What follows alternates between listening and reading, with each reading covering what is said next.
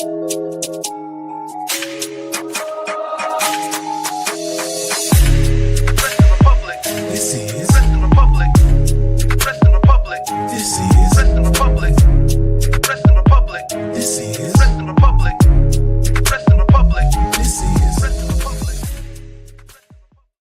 is going on, everybody? We are back once again with another edition of Wrestling Republic's daily broadcast. It is Thursday, March 27th.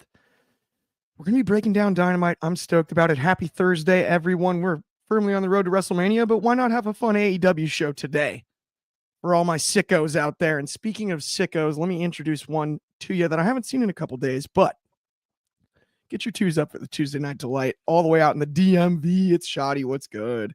What's good, bro? I am doing well. I honestly haven't been on that many shows this week, so I'm working the weekend schedule. I'll be on today.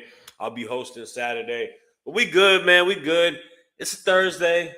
You know what that means. Get to review Dynamite. I always love doing that since the throwback days. And yeah, DMV in the building, rocking the AI jersey. Yes. Bubba Chuck VA zone. So let's get into it. The split AI jersey too, no less. Like the coolest one.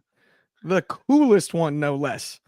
Monster shout out there. We've already got a comment here from our good friend Fernando Zayas with explosive Dynamite. Let's light the fuse and discuss. Yes, sir. Absolutely. But before we do, that's a whole bar right there, Fernando. I like that. Yeah, I love that. We might use that one in the future often again. Just keep commenting it. That way it doesn't feel like I'm stealing it from you. But I like that one. But we can't get started without sending it really quickly across the pond to the UK because we've got kind of a staple here. This is a few Thursdays I've seen you on, a few different days. But we've got the man, the myth, the legend. He's not from St. Louis, but we call him Big Arch. What's going on, Archie? How are you? Happy Thursday. I'm doing well, mate.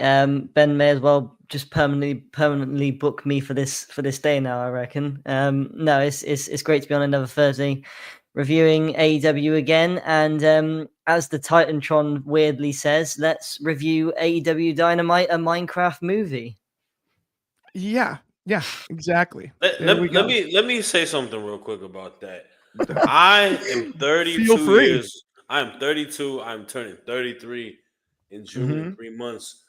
I know nothing about Minecraft. No. That is way past my generation. I don't play games that much. No, like I play sports games. I play Madden 2K. I play a little bit of Marvel vs. Capcom. But you're not catching me on Minecraft. And I see that the movie's coming out. See Jack Black is in the movie. Jack Black is always a funny guy. But the film industry, what's going on with it, yo? Like, I don't know, we might need to get David on the show to talk about it. I got to jump in on this one too. Sorry, I was just going to say because I need your expertise. I need your expertise based on what Shad just said. It's the same issue for me. So I coached like summer camp golf about a decade ago. Yeah. Right when Minecraft started to be a thing, right? Every kid talked about Minecraft this, Minecraft that, whatever. Yeah. All these little punks running around with golf clubs like weapons. Like that is a nightmare of a job. You're just babysitting children with weapons, by the way. I highly recommend. I love growing the game as an ex-golfer, but I highly recommend avoiding coaching kids golf. What a nightmare. Anyway, I thought they were talking about Minesweeper, that free game you used to get with your laptop. Oh my God, this game ain't that exciting. I used to play that. What in the world are these kids talking about? I definitely used to play that instead of solitaire because I don't know how to play solitaire. I'm pretty wicked at solitaire. It's a pretty good advertisement to have, but I just found the way they advertised it weird because on the Titantron it said AEW Dynamite and then under it said a Minecraft movie. So it sounded like they're saying this is AEW Dynamite, a Minecraft movie. So I don't know why they didn't just put Minecraft movie at the bottom of it. Yeah. I don't know. It's just a little weird. But that would have definitely made better sense. One of the quotes of the century when I finally had to find out what Minecraft actually was before we actually get started on this pro wrestling show we promised y'all. But one of my buddy's kids, he's a bit of a pistol. And I asked him, I'm like, what's the deal on Minecraft? And he's like, it's kind of like Fortnite, but like less death. So mom lets me play it. I laughed so hard. Yeah, that's a great quote. My nephew used to play. Honest. My nephew was a teenager, so he used to play that like a lot when he was a kid.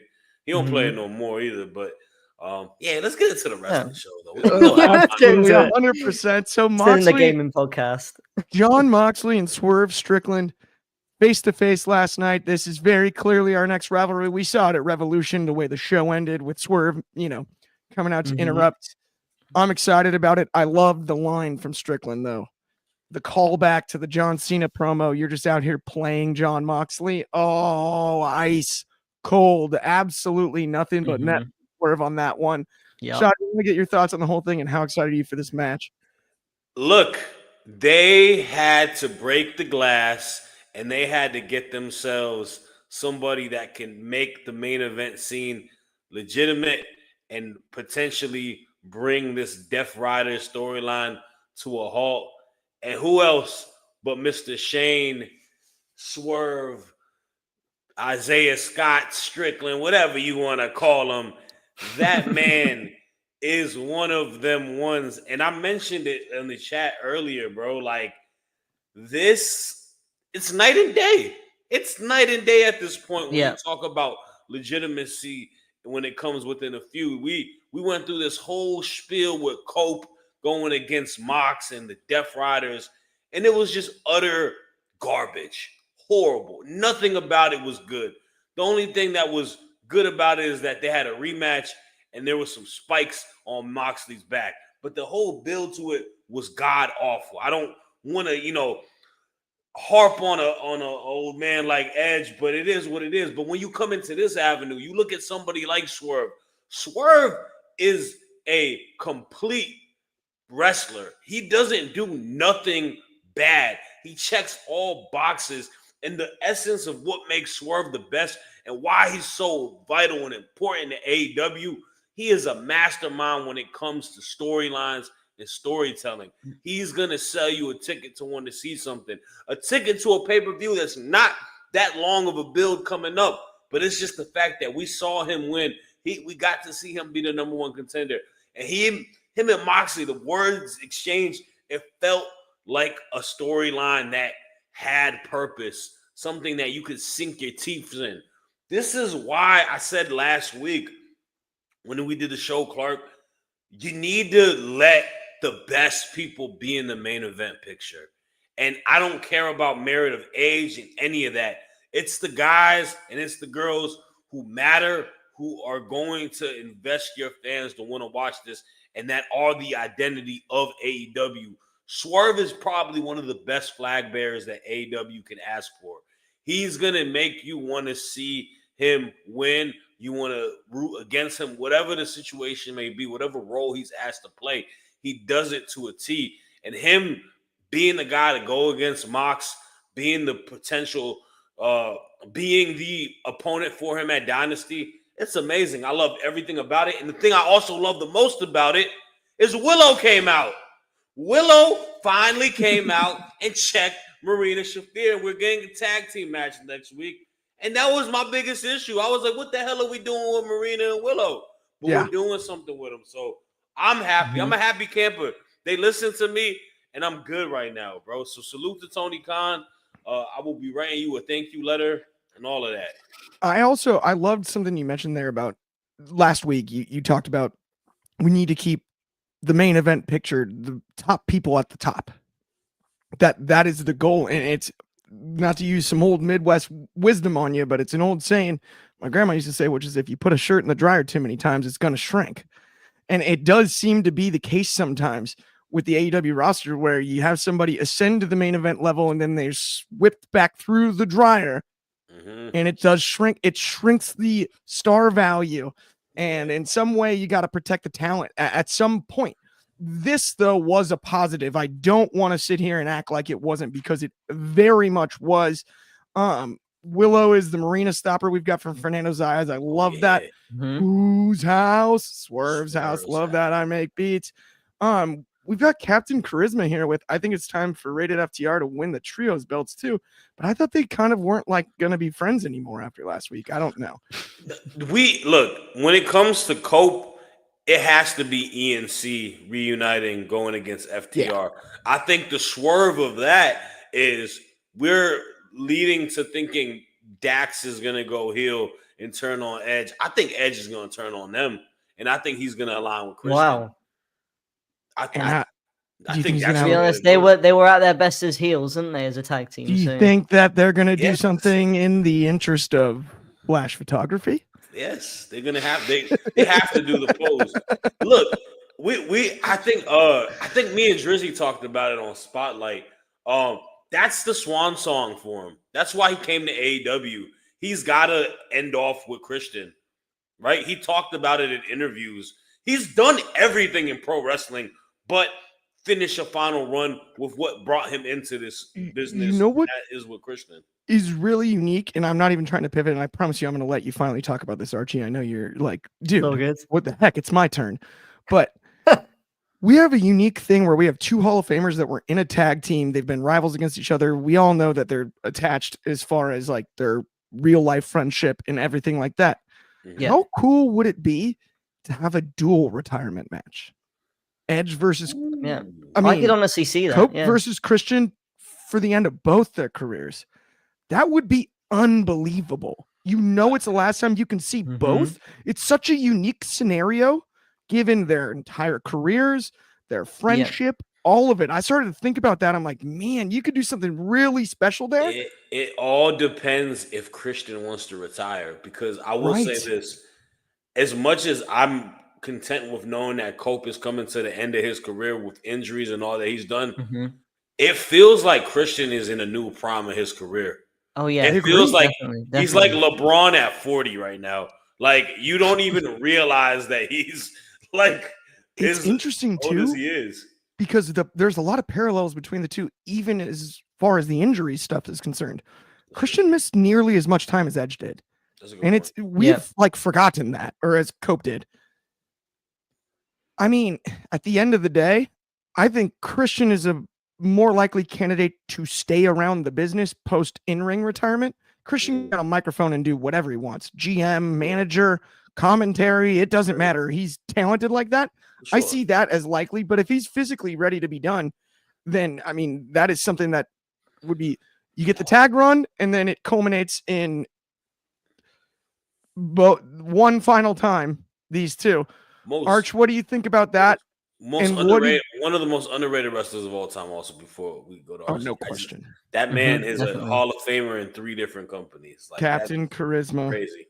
Yeah. Like our friend in the comments. I hope that's actually Christian's burner account. That'd be my favorite thing ever. I'm sorry, my friend. I know it's probably not, but I'm just I am a fan of.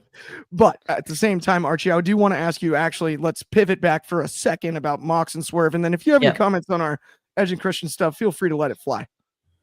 Yeah, so I love this segment with Mox and Swerve because we finally got the story of this match that it established, and I absolutely love the direction they're going with it. The kind of old face of AEW against the new face of AEW. I thought both guys got some great stuff in their promos. Swerve kind of saying what I think a lot of fans are thinking, and kind of, you know, where's the old Moxley gone? Where's the Moxley gone that carried AEW on his back, or helped carry AEW on his back, and was constantly intertwined with the AEW World Title? And him kind of saying that the person you still think you are and who you used to be is who I am now was a great line from Swerve. And I love Moxley coming back and actually saying, not just kind of brushing that away, and actually saying, you know what, you are everything that keeps my hope alive for the future of this business. But what I want to know is how far you're going to go to take this company to new heights, because Moxley is somebody that sacrificed a lot and had to go through a lot to help make AEW, cement AEW as one of the biggest wrestling companies in America right now. And I think the ending was great. Swerve kind of showing that Moxley's cheap tricks aren't going to work on him, and he's going to have to find a different way to beat him at Dynasty. I thought this whole segment was great, and it really got me more excited for a match that I wasn't really too looking forward to from the start. I love Swerve, but the whole kind of Death Rider storyline, as I'm sure a lot of our viewers know, I'm not a massive fan of. But this got me really excited for the match, and it's the best feud Moxley has had in his title reign, honestly. it's better than the Bryan Danielson one. I couldn't agree more. And yeah, I'm super excited for the match now after this segment. So I think both guys absolutely killed it. My only concern, Arch, is I know you didn't necessarily love the spike spot last week. I don't know what your opinion was on the syringe spot in the Hangman match with Swerve, or the burning of homes, or the breaking and entering. Yeah. But Swerve's not afraid to get as violent as Jon Moxley, and I'm wondering when they push this, when this happens, if it's not going to be. To that point, it'll be better, though. I think so, too. Because the storytelling aspect.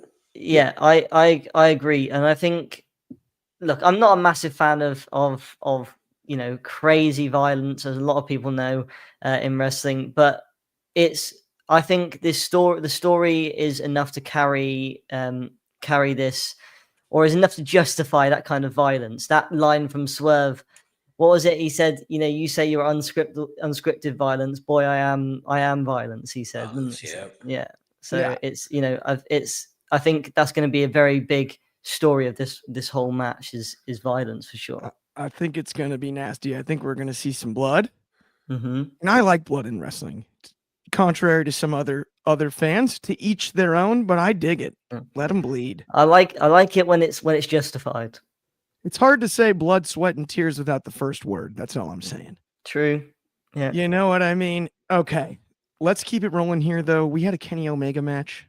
It's Blake Christensen. He wins via one of the most devastating moves in pro wrestling, the one-winged angel. Could you imagine if it was a two-winged angel? Could change the game. I'm just saying. It's crossed my mind.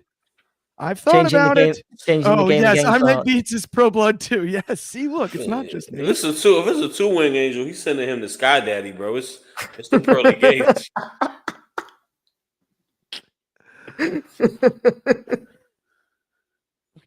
Anyway, let's talk about the segment though from last night, Shoddy. So one thing I did not have on a bingo card was Ricochet live streaming from his wedding. Yes. Monster shout out. They were like, hey, right after the best man speech, we're gonna cut a quick promo.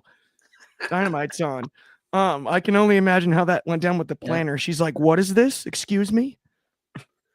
Or he, whoever it was, but they had to be confused about how it went down with they're like, wait, so we're gonna cut away from this whole thing we've all planned for you to live stream? Like, no, but see, it's on TBS. It's on TBS. Yeah. I thought you got to take a break. Money. Got to take a break from the wedding. I thought you guys had family money. Congratulations to Ricochet and Samantha, by the way. Oh, absolutely. Monster shout out. Congrats. But Shoddy, break all this down for me. The match, the promo segment, maybe the wedding. I don't know. What do you think the dance floor looked like? Did they do the cha-cha? I don't know. Slide. Oh, yeah. I mean, no. So from, sources on Instagram, I believe it's a good friend of mine, Karrion Kross on Twitter. He follows me. We kind of best friends. I saw his lovely wife, Scarlett, mention that they had the best playlist of all time. And I'm not surprised by that because Samantha Irvin is arguably like the most musically inclined person that we've ever had in professional wrestling. So I'm sure that they probably got down. Hopefully we had a couple of classics in there. Before I Let Go by Frankie Beverly definitely needs to be played over there. But let's talk about what happened yesterday, because Kenny Omega got a win over Blake Christensen in a dominant fashion, reminding you why he is one of the best in the entire world, one of the best of all time. And we got the build up for this triple threat match, and the back and forth between him and Speedball. I liked it. I think Mike Bailey being able to cut a promo, kind of getting the fans in AEW a little invested in who he is, kind of playing a bit of a respectful underdog, but also letting him know that he's going to kick his head clean off. And Kenny Omega with line of the year.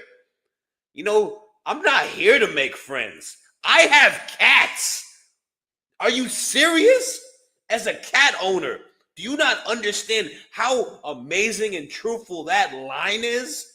Kenny Omega, proud cat owner, Hall of Famer, letting that young man know you can't beat me. And then we get Ricochet with the most committed professional wrestler in the entire world. the day that he is tying the knot, the day he is marrying his beautiful wife, the day that he is going to, enjoy for the rest of forever, he's letting them two guys know that he's still about business. His eyes are on the prize, and that is that international title belt. And I'm excited for it, man. I think I've said it from the beginning. I'm the first person in Wrestling Republic that bought the Ricochet stock. The work that this guy is doing is absolutely phenomenal. I love when wrestlers have a point to prove. I love when narratives are completely silenced. Everyone believed that this guy was just a spot food wrestler. He was just here to make people look good. And he has had one of the most character development that I've seen in the last year or so in pro wrestling. A just antagonizing, mean heel. And he's doing great work. And the match quality that these three guys are going to have is going to be phenomenal. These are three of the best wrestlers in the entire world. And it being for that belt, it being Kenny's first defense, it's going to be great, man. And I'm so happy for Kenny because for being stripped away from pro wrestling due to what he had to go through with his health and not thinking that he could ever wrestle again, but by the grace of God and, by the medical team being able to help him prevail and willing him back into good health. And now you're not going to get to miss a beat. You're going to get to wrestle some of the best in the world. You're making up for lost time. This is what he wanted, and I'm so happy for him. So, yeah, man, all praises for here for me. I'm in complete agreement, other than the cat thing cracked me up because it reminded me of a classic story that I've got. I got a buddy that worked for the Kansas City Royals and told me a famous story about when Zach Greinke was playing for the Royals, the pitcher. He was sitting on the bench. The pitcher for the other team was a big dog owner. Right. And another player turned to Greinke and said, you can never trust somebody that owns cats. And Zach goes, absolutely, no, I'd never trust somebody that owns cats. And he goes, yeah, I've got 3 dogs. Do you have any dogs? And Zach looks at me and goes, no, I've got 5 cats. Yeah. And that one always tickles me. Also, I really cats are great. I really like the like the little funny banter, like back and forth, like Kenny's just humor and like awkwardness with him and Speedball. He's so like, blunt. He's so blunt. He's like, it's classic. Yeah. Like, Howard. And then with the Ricochet one as well, when he said, oh, hang on there, Ricochet, and he went, he's gone. Oh, this cracked me up, by the way. I Make Beats. They owned 11 cats when he was a kid. That's unbelievable. Wow. We were a dog's family, awesome. but I'm not anti-cats. Our neighbors are people, and their cats are always great. I got 2 at the moment, and they're awesome. Also, I Make Beats, man. My dog, I finally got to listen to his production on his page. Money. Like, bro is a good producer. He makes some dope productions. So I knew it. We gonna have to holler at you, man, because Ben is scripting us for amazing production on our intro show for NXT Off the Air. And we're done with it, man. We're going on strike after this week. Absolutely. I love that. Okay, wait, really quickly. Let's pay a few bills. Let's talk about the Etsy app. If y'all haven't downloaded it yet, please do. I talk about it pretty much every time I'm on the show. But no matter which phone you have, even if you're the green text in your buddy's group chat, or does that even work anymore? I'm not sure how that is. I think maybe, I don't know. Group chats seem to be solved at some stage here. Either way, download the Etsy app on the App Store or the Google Play Store. Head over to the upcoming streams section. You can check us out every Sunday. Me, a bunch of other creators. And the best part is, if you want to argue with me about any of the stuff you disagree with, all you got to do is have a cell phone.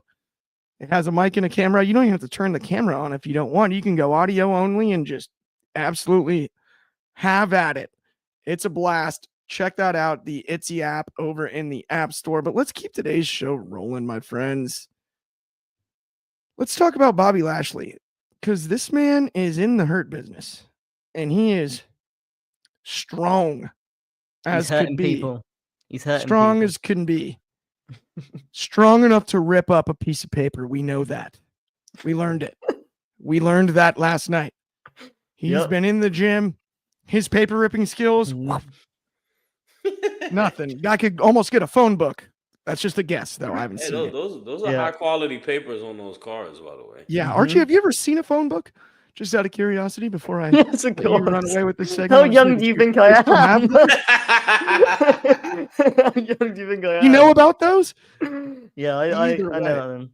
I used to have a box TV, the TV with a massive box on at the end of it when I was younger. Love that. Love that. With the outward curve screen too. Yeah, Pre-plasma. Yeah, those are the good ones. You ever have to hit the side of it to get the picture to not be fuzzy? That was one of my faves in the 90s. You just sort of tap it on the side, and then it would come back. All of a sudden, whatever was going on in there with the little projector thing. Either way, not the point. Looks like Maxwell Jacob Friedman probably not joining a syndicate anytime soon. I don't, at least as far as I know. I mean, you never know. Things change quickly in wrestling. But what were your thoughts on the segment and everything? This is fun. We're leading up to here with the Hurt Syndicate and MJF. I love the back and forth. I mean, you also have MVP involved. A lot of great mic work here. What were your thoughts last night, Arch?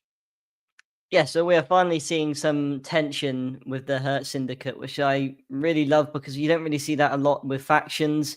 Because not everything's plain sailing in life, you know. It's human nature for people to disagree. So I really do like that we're seeing a bit of tension. Obviously, I'm hoping it doesn't lead anywhere. It probably won't, but it's good to see. MJF accepting MVP's offer was perfectly aligned with his character. Because his character is somebody that wants to get back to the AEW World Championship.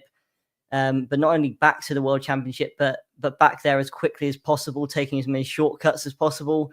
And what bigger shortcut can you get than having two incredible athletes like Bobby Lashley and Shelton Benjamin by your side to help you get there? And I loved that Lashley came out and kind of stood over MVP and rejected MJF. It seems like that's where this feud is going to go to. It's going to be a Lashley and MJF feud, which, to be honest with you, when Bobby first showed up in AEW, that's not one of the first feuds that popped into my mind. But I'm interested in it after this segment. And I would really like it if they kind of go the route of MVP saying to Bobby, look, we want to get all the titles we can in the Hurt Syndicate, and MJF can help us get the AEW World Championship. And Bobby can say, we don't need MJF's help. You've got me. You know I can bring a World Championship into this group. So I would really like it if Bobby's maybe thinking MVP's kind of second thinking about where his mindset is with the World Championship, considering he's a tag team champion. So I would really like it if that's the story they go with.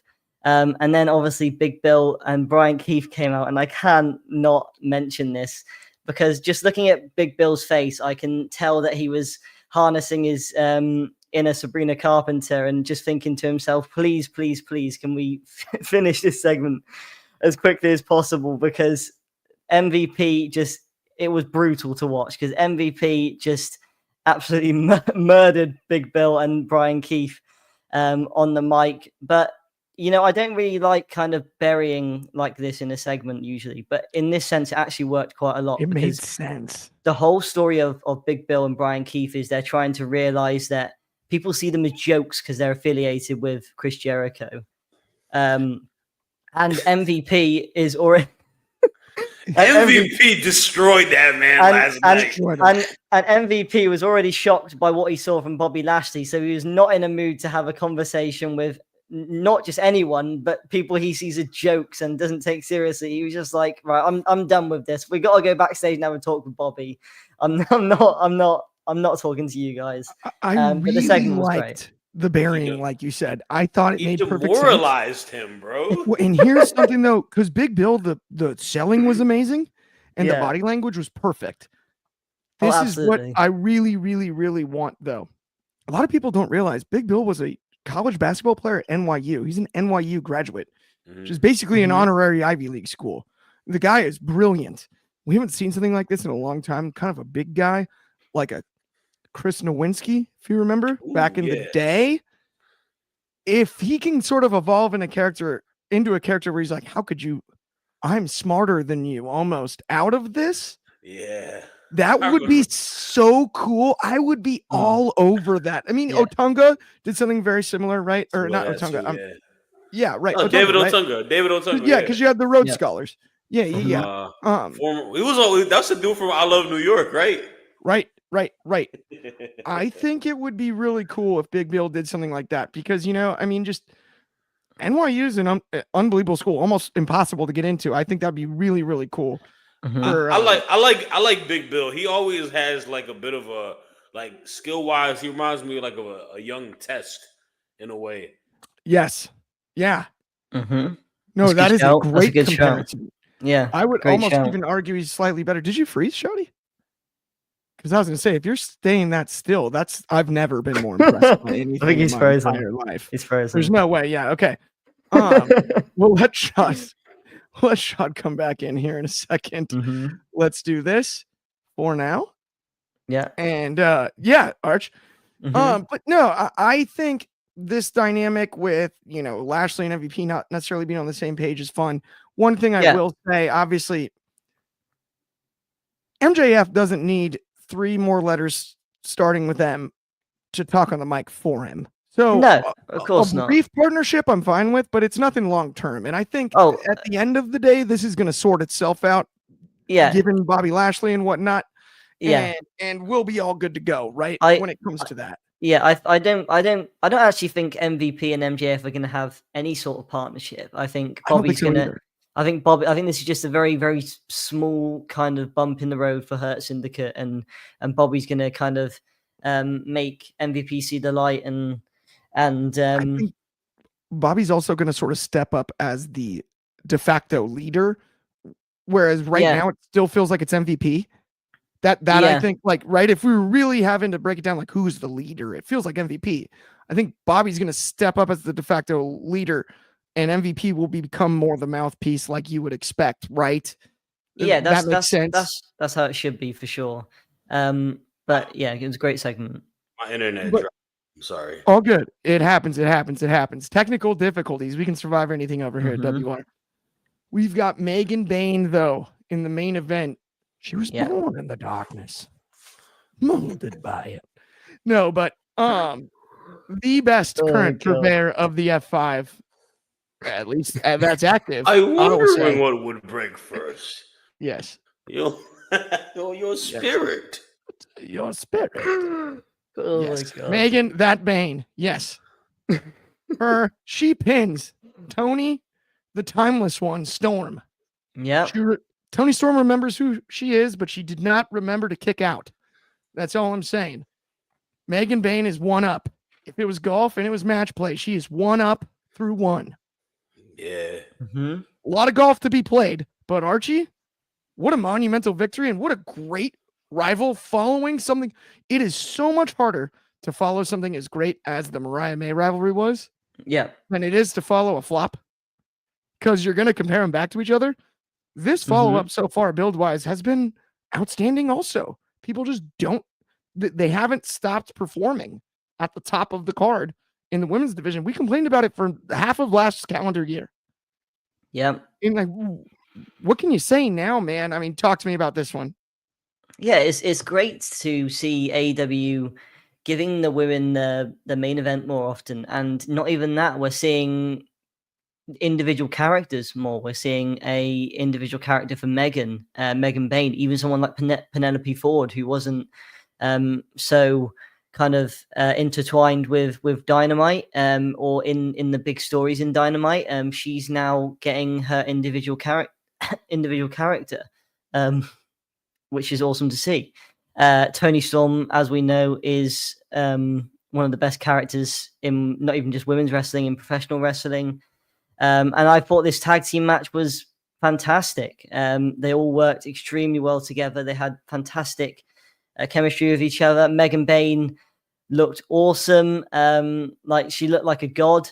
The way she kind of just no-sold the hip attack, and that was a nasty hip attack as well. Like Toni didn't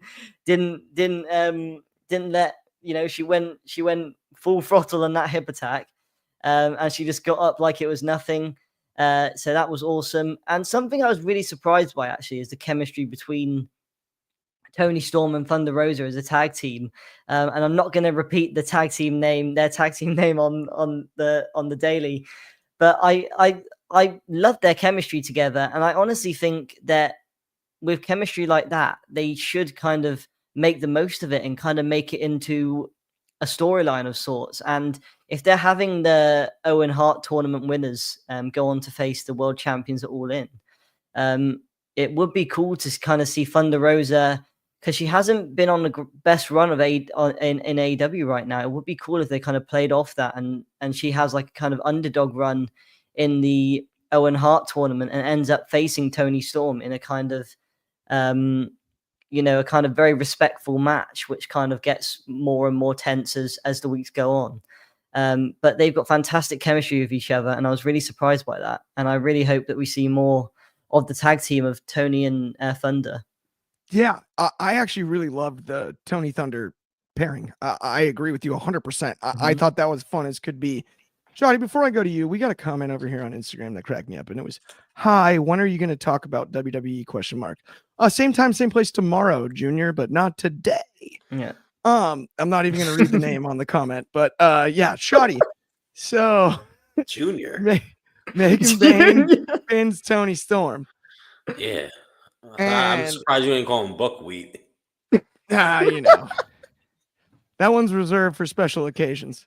Yeah, gotta love the little rascals. Either way, Shadi, talk to me about Megan Bayne and Toni and everything. No, I definitely agree with a lot of what Archie said. I think this is the good next matchup, right? Literally, like, and it's so synonymous to Batman and the Dark Knight, because we initially had the Joker, which was such a beautiful villain and beautiful story, and that was the Mariah May match. And now we're going to Bayne. We're literally going to Bayne, Megan Bayne, the big dominant brute force that is just looking absolutely amazing week by week. And not a lot of words need to be said. She just gives you the death stare, and she goes in and finishes shop. And this is probably one of the bigger signings that they have had in a while, man. Like, I'm so amazed by how they got her and how they're positioning her. It reminds me a bit of like Mariah May. It's one of those signings that you don't know a whole lot about the wrestler from where they are, but once they get in position and get into the fold of AEW, you see the star power and you see how they can deliver. And they've been presenting her very good. Getting a pin on your competitor before a match, that's big time. That sets the stage and sets the tone for the match at Dynasty. So I'm excited for it. I'm excited to see what Thunder Rosa does, but I'm excited for the AEW Women's Division. And I have to mention that for a brief second, because a lot has been said about these ladies. A lot has been said that it's weak, it's thin, they're not worth the time given, right? I've seen them have back-to-back main event matches on Dynamite. I've seen some of the greatest storytelling being told with Toni Storm and Mariah May in professional wrestling history happen there. I'm seeing someone like a Mercedes Moné being one of the most dominant women's champions who's had so many victories, but high-quality matches while doing that. I'm seeing young stars like Willow, right? I'm seeing Chris Statlander. Like, the division is so damn stacked and so deep. And it's one of those things where they haven't even scratched the surface on how amazing they can be. But you're starting to see the vision of it. And I don't put jobs out there, but I know that there's a lady who, is on the free agent market, right? And whether you want to hire her to do backstage stuff and embark the vision, but maybe even having her have a last run in wrestling. I would like to see Gail Kim come to AEW. I want to see Gail Kim become all elite. I think that's a great call. Absolutely. To just completely boost that division off of morale and a vision and with booking. But hell, she want to strap them boots on, and she want to have a match with Toni Storm. If she want to have a match with Mercedes Moné, let her do it. Let her do it. Do it. Why 100%. not? Yeah. Okay. Before we go, and I hate to do this to our good friend Ben Allison after he gave us all these great graphics, but for like a year, me and Sean had to hear, just book it better or whatever. I can't do the accent. Archie, say it like he does. Say book it better. I don't know. Just book it better. I don't know. Exactly. Yeah, I had to hear it. It sounds like that, not what I did. It sounds like what Archie said, but I heard it so many times. Where is my receipt? So they did now. Where's my receipt, Ben? That whole year, book it better. Now they did. Why aren't we talking about it like that? The thing is that what I love about this is that I think why we're not talking about it like that is because it's the norm now. It's becoming the norm now where women are main eventing more, and that's what we want to see. We don't want to have to kind of, this make a massive deal that the women are main eventing, because this should be the norm. It should be happening on a weekly basis or regular basis. Point too, Archie, is the other thing that's become the norm is to criticize things we don't like, and then when we do like it, shut our mouths, and that's no good either. That's no good either. But right? Here's the other thing too. It's also talent wise as well. Tony Khan has really gotten a good amount of big time acquisitions, right? Mercedes being the big one from WWE Hall of Famer, Megan Bayne being a powerhouse into their women's division, right? Mariah May being Toni Storm, like Mina as well. Like, if we compared and contrast what Mina is the new one, right? If we compare and contrast to what the division looks like now compared to what it was a few years ago, it's night and day. And that's even not having people like Britt Baker on TV, right? Yeah. And they just lost the greatest women's wrestler of all time in Wrestling Republic's history, Saraya. The person that is the greatest women's wrestler of all time. The woman she invented women's wrestling. All right. If it wasn't for her movie that The Rock movie about put out, let me say this real quick. The Rock was in it. The Rock was in it. Still on Netflix. I gotta say this real quick.